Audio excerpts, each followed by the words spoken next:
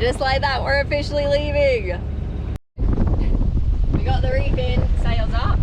We're in our third reef and we're actually going like 4.7 knots. Can't complain about that.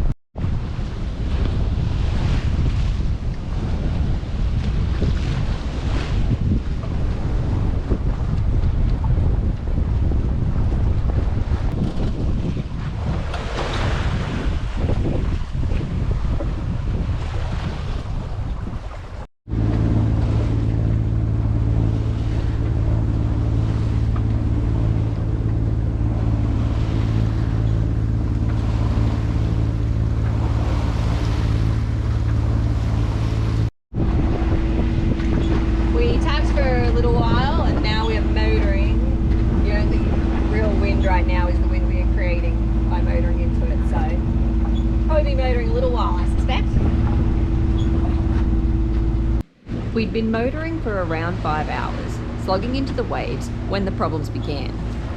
The engine suddenly died on us, starting back up only to die again once we put it into gear. So it was down into the engine room to start troubleshooting. Let's see if our friend is... Oh, it's hot.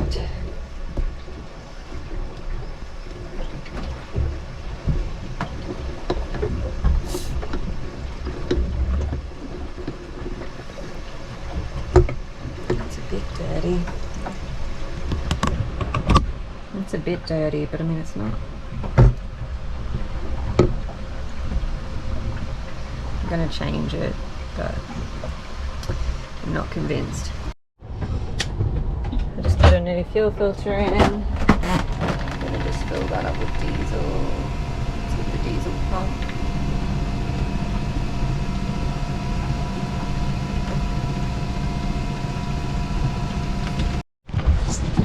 So I'm pretty sure there is some sort of fuel blockage because I cannot refill this now with the diesel pump. So I'm taking off the line that goes to the tank. It is 6:30 at night. I've already been throwing up from seasickness. So this is very fun. And I'm gonna see if this hose is blocked or not.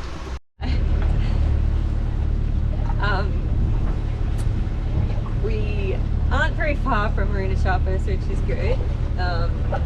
However, we seem to be having engine problems.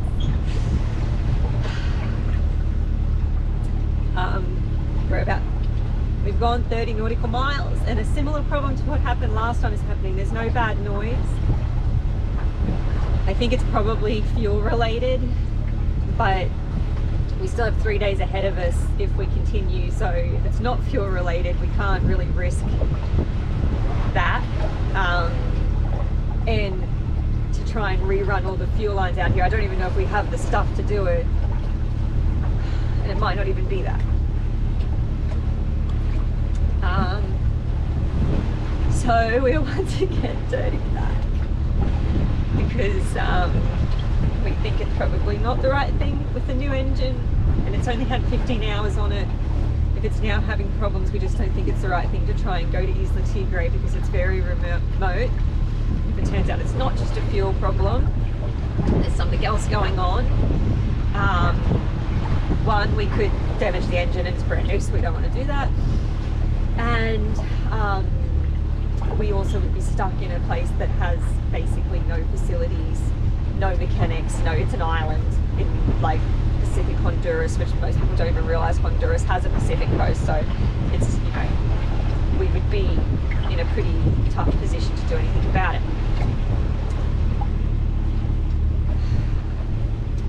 Yeah, so we're going to turn back again, and then we're going to have to try and figure out what's happening. And then we're going to be in a position of trying to make a decision about whether we leave or not, because it's basically hurricane season. Anyway, no doubt.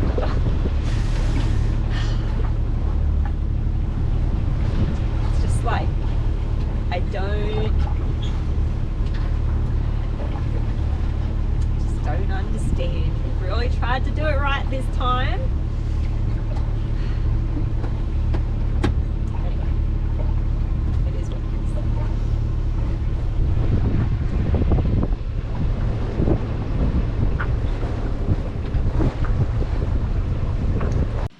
So, a little more on why we turned back.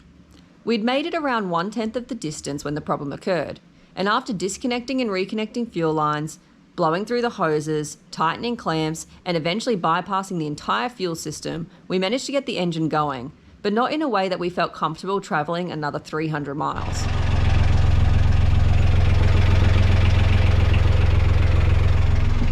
Well, it's not the most ideal situation. I still don't really know what's wrong. It definitely wasn't getting fuel though for some reason. Maybe it was the fuel pump, but I tried to bypass the fuel pump but it still wasn't working. Anyway, I just manually bled it with that straight in the garrafone like that, in the jug, and manually bled it for like a really long time, and it is currently running for the longest it has been for a while, so we'll see. So we're sailing right now, so we're going to keep doing that and probably turn it off, and then we at least know in an emergency how we can get it started again for maybe a few minutes. So fun times. With only 60 gallons of spare diesel jugs and a tank full we couldn't access, turning back really felt like the smart option. We also knew that a simple tank blockage was a really low possibility, as we just cleaned the entire tanks and refilled it with new fuel.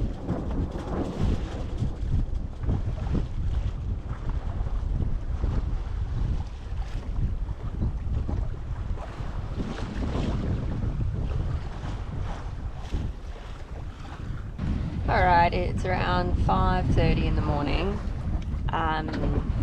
We were able to sail-ish until about an hour ago, and then we decided to try my jerry-rig system for the engine, and it worked. The engine started and went, but then after an hour the jerry can ran out of fuel.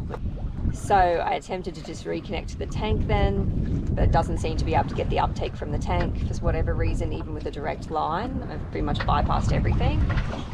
So we think the only way we're going to be able to use the engine to get us closer to shore, if we need it, hopefully we're sailing right now and there's a bit of wind again, so hopefully that stays. Yeah, if we need it, our only option is going to be to have 2 jerry cans, one full of fuel, the other with the fuel return going back to it, and at least then we can confirm that it's not just using 20 litres of fuel in an hour, because that's obscene. And that I'm hoping what's happening is it'll dump it into that one, and then we're just going to have to keep refilling the one that the fuel's coming from the one it's dumping it into, like every half hour, in the hope we don't run out of fuel. That's if that is what the problem is, but it seems to be. So yeah, that's kind of what we can do for now.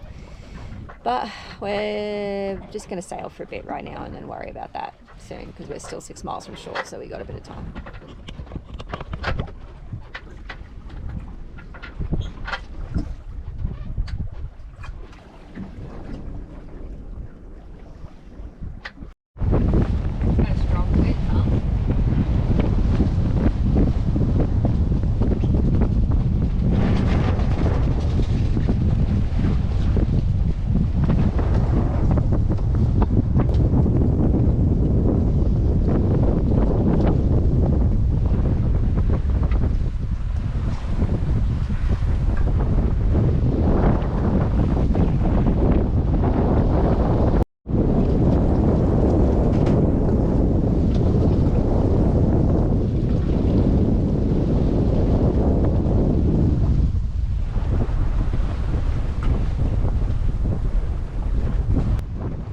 We sailed as much as possible, and as the sun rose, I could finally see well enough to jerry-rig a new fuel system without using torchlight.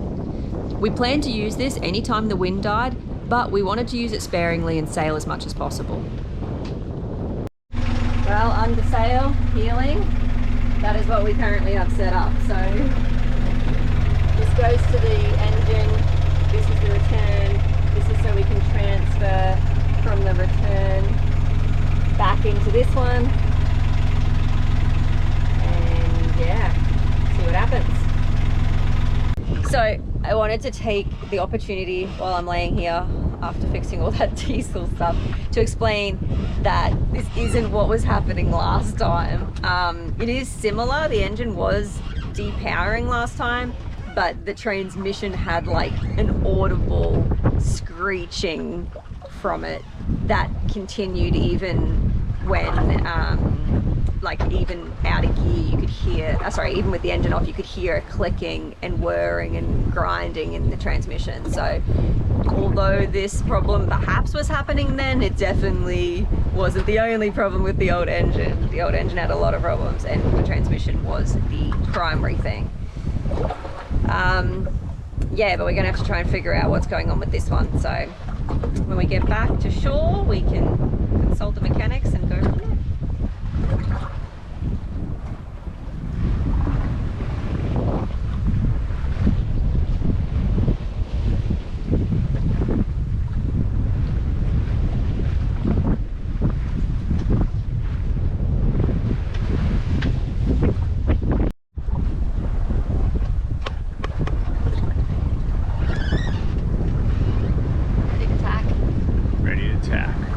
Think we'll make the gap? Yeah.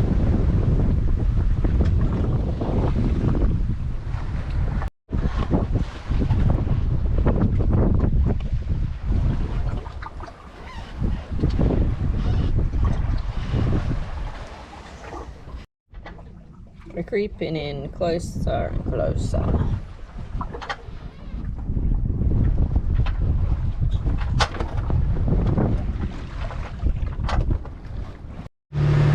In my tired seasick state, I over-engineered it a bit.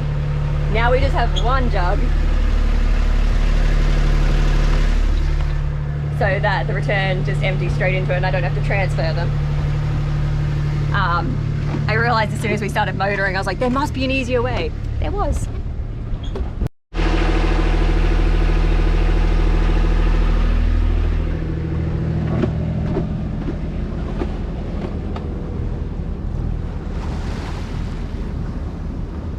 So far so good. And the marina boat is parked up there just on standby if we did have any problems, to make sure we didn't end up on any of the Rockies here. Alright, we made it back. I'm just gonna go do the paperwork check-in process after having a small mental breakdown in front of the guys who were inspecting the boat. I just started crying, I couldn't help it. Yeah, now we gotta go do all of the fun things with immigration because we checked out the country. Yeah, and then we'll be able to rest and think about what we need to do. But we made it back. And so the engine saga continues. Although our original plan was thwarted, we were able to pivot and go on a different veterinary mission. See how we got from there to here over the next few episodes. A little engine issue can't stop us from travelling and helping animals in need. A special thanks to our patrons for making this project possible. You can become a patron or share and like this video to help support our work. Until next time, stay chuffed everybody.